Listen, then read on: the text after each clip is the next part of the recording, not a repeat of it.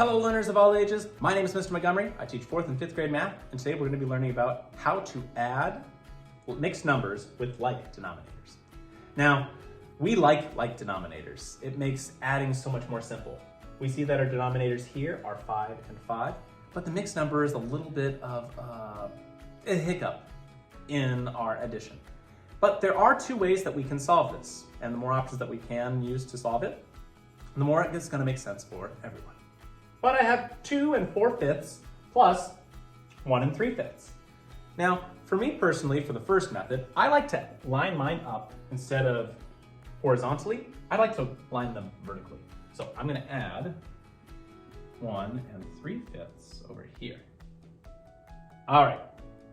So whenever I add mixed numbers, I always start with the fractional part first, because if our fraction part ever gets too big, we're going to have to regroup as a whole number. So I know my denominator is 5 for both of them. I have 4/5 plus 3/5. Well, 4/5 plus 3/5, 4, 5, 6, 7. Ooh, we come to an improper fraction already. But we're going to have to use that popcorn method to solve that. I have 7 divided by 5. Again, 7 divided by 5. 5 can go into 7 one time. 5 times 1 is 5. And I'm going to subtract whatever I have left. I have 2. Starting from the top, because top and pop rhyme. Moving to the right, 1 and 2/5. So I have one whole number, 2/5. I'm going to stick with that 2/5 down here. 2/5. I'm going to cross out that 7/5 for now. And I have a 1 that I'm going to carry on to the next place over for a whole number. So now I'm going to count my whole numbers. 1 plus 2 is 3. 3 plus 1 is 4. So I'll have 4 and 2/5. Now the other way to solve this problem is we're going to be using both the check mark and the divide and popcorn method. First things first, we need to change these mixed fractions into improper fractions. So again, I'm going to be multiplying going down and adding going up. 2 times 5 is 10. 10 plus 4 is 14 in my numerator spot. My denominator will always stay the same. Plus, 1 times 5 is 5. 5 plus 3 is 8. And my denominator stays the same.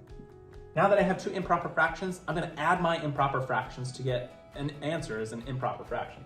So I have 14 plus 8. Well, that's 14, 15, 16, 17, 18, 19, 20, 21, 22.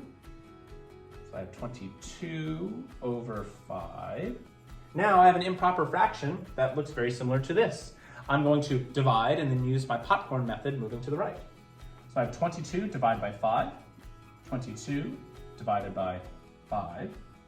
And 5 can't go into 2, but it can go into 22 4 times. And that's 5 times 4 is 20.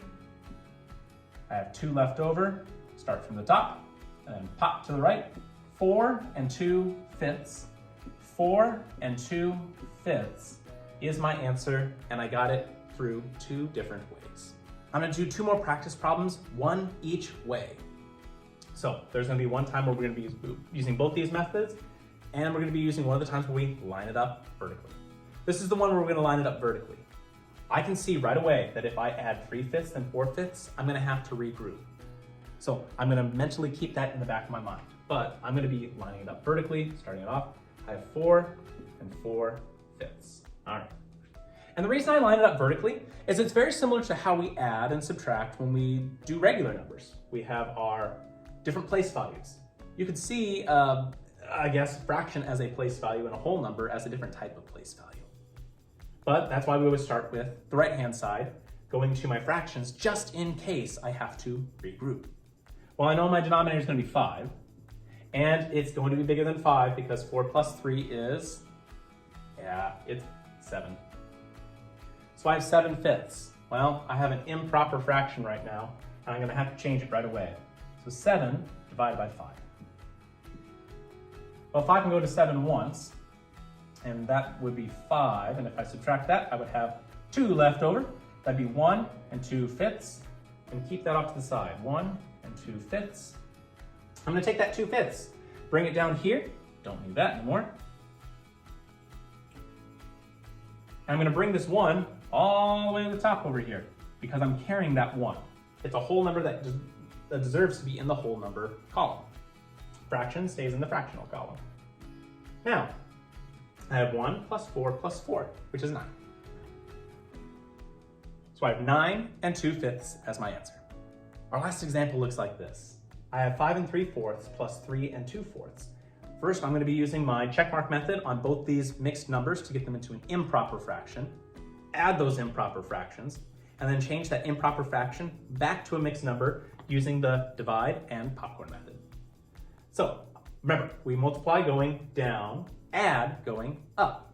So 5 times 4 is 20. 20 plus 3 is 23. My denominator stays the same. 3 times 4 is 12. 12 plus 2 is 14. My denominator stays the same. I'm gonna add my 23 plus 14. That's 7 in this column and 3 in this column. Got 37 over 4. Now, we're gonna be using that divide and popcorn method. Again, this can be seen as a division problem. 37 divided by 4. 37 divided by 4. Can 4 go into 3? Not yet, but 4 can go into 37 9 times. 4 times 9 is 36. I subtract, I have 1 left over. I have 9 and 1/4 as my answer. All right, my 4th grade friends, if we take a look at page 175, we will see that we're going to be doing practice problems number 1 and 13. The directions say find each sum. So 4th graders, feel free to do whatever method that you so like. If you need to line it up vertically instead of horizontally and add the different place value type columns, so add the fractions first, figure out if you need to regroup, and then add the whole numbers, that's perfectly fine. If you like using the checkmark method to change the mixed numbers into an improper fraction, and then add them, change the improper fraction back into a mixed number, that's totally fine too. But if you have any questions on how to add mixed numbers with like denominators, please let me know when you come to class tomorrow.